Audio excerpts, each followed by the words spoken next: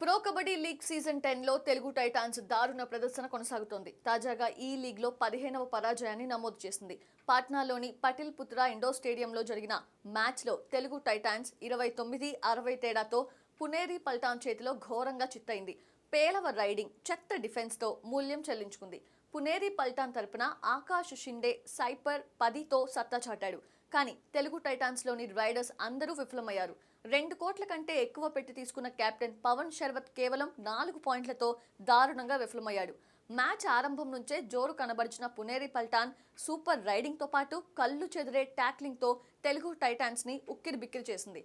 ప్రతి రైడర్ ని పట్టేసిన పునేరి డిఫెండర్స్ తెలుగు టైటాన్స్ ని 2 సార్లు ఆల్అౌట్ చేశారు. దాంతో ఫస్ట్ హాఫ్ ముగిసేసరికి పునేరి పల్టాన్ 29-6తో టైటాన్స్ కంటే 5 రెట్ల ఆధిక్యంలో నిలిచింది.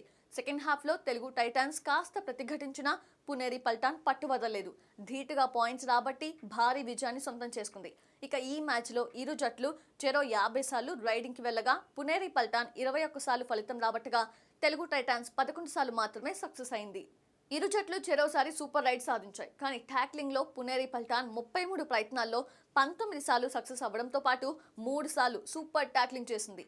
అదే సమయంలో తెలుగు టైటాన్స్ 28 ప్రయత్నాల్లో 7 సార్లు మాత్రమే సక్సెస్ అయ్యి ఒక్కసారి మాత్రం సూపర్ టాక్లింగ్ చేసింది.